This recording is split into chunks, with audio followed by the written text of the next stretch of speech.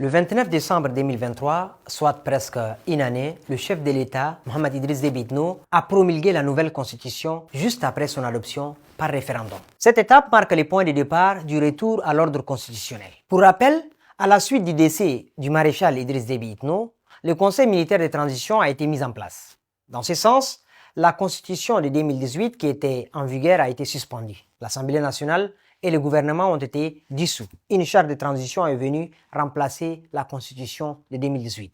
Mais aujourd'hui, tout ça est derrière nous. Une nouvelle constitution est adoptée et fait désormais office de loi fondamentale. L'une des principales innovations de cette constitution est la mise en place d'une nouvelle chambre au sein du Parlement, en l'occurrence le Sénat. C'est sur la base de cette nouvelle constitution que le scrutin présidentiel du 6 mai 2024 a été organisé, au terme duquel Mohamed Idriss Déby Itno a été élu président de la République. Maintenant, place à la restauration du Parlement qui est aujourd'hui assurée par le Conseil national de transition.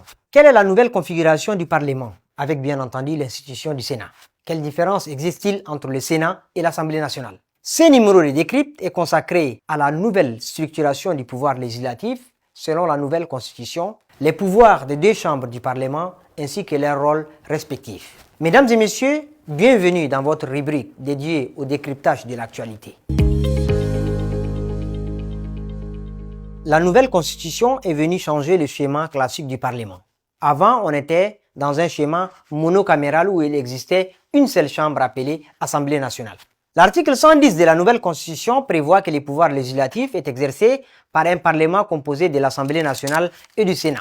On a donc basculé vers un dispositif bicaméral, c'est-à-dire un Parlement avec une double tête. Avant de distinguer ces deux chambres, une question mérite d'être préalablement posée. Pourquoi a-t-on instauré un Parlement bicaméral avec une Assemblée nationale et un Sénat? Plusieurs raisons pourraient être évoquées, mais les plus importantes sont liées au renforcement du pluralisme et une meilleure représentation territoriale et régionale. En effet, en créant le Sénat, l'objectif vise à assurer que les provinces et les communes soient mieux représentées au niveau central. Alors que l'Assemblée représente le peuple dans son ensemble, le Sénat est institué pour mieux défendre les intérêts des collectivités autonomes et à éviter que certaines zones ou communautés soient oubliées ou sous-représentées. Les collectivités autonomes, à titre de rappel, sont constituées de communes et de provinces. Il faut aussi rappeler que la mise en place du Sénat, si les textes sont scrupuleusement respectés, permettra de rendre la gouvernance plus inclusive en facilitant le dialogue entre le gouvernement central et les provinces, ce qui est essentiel dans un pays comme le Tchad.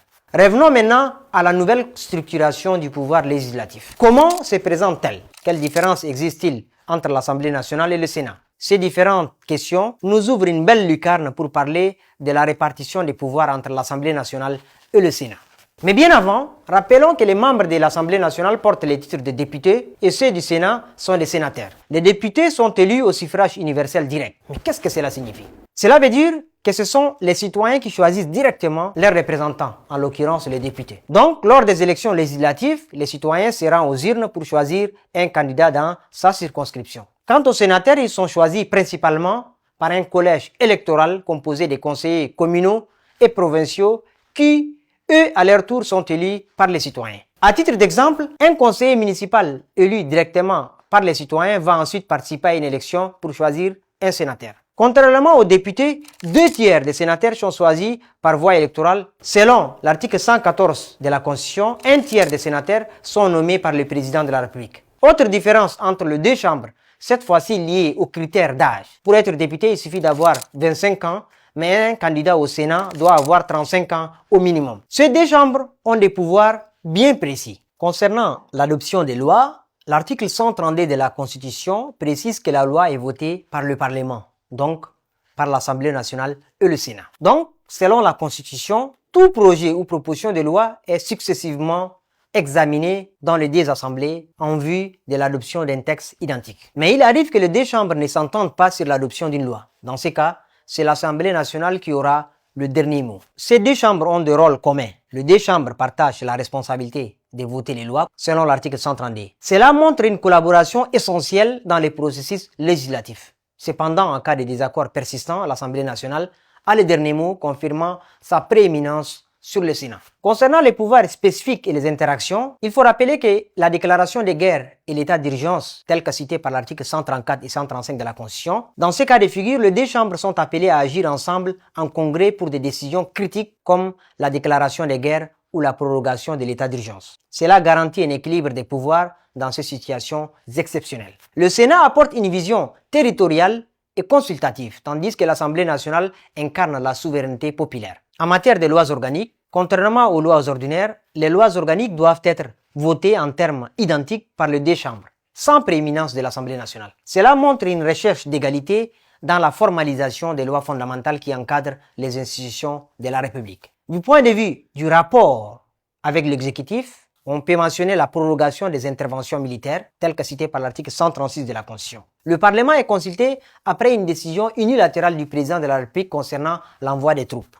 Le Sénat et l'Assemblée nationale participent ensemble à l'évaluation stratégique, mais la décision finale revient encore à l'Assemblée nationale. Concernant les ordonnances du gouvernement et conformément à l'article 137, l'exécutif peut demander au Parlement l'autorisation de légiférer par ordonnance pour un temps limité. Ici, le rôle des deux chambres est limité à une autorisation préalable. Pour ce qui est des budgets et des lois de finances, le Parlement dans son ensemble est chargé de voter les lois de finances. Cependant, en cas de blocage ou de dépassement des délais, le gouvernement peut imposer le budget par ordonnance après avoir tenu compte des amendements votés. Cela souligne surtout la capacité de l'exécutif à contourner un éventuel blocage parlementaire, mais aussi l'importance des débats entre l'Assemblée nationale et le Sénat dans le contrôle des finances publiques.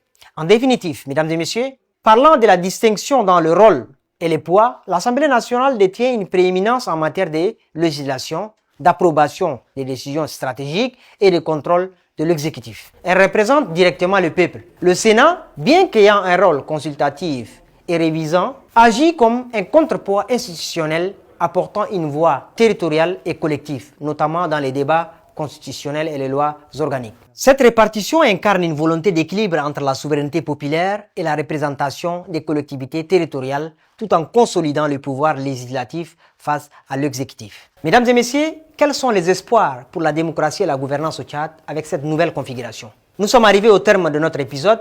Nous espérons vous retrouver très bientôt pour un nouveau numéro du Décrypte sur le Ndian Post.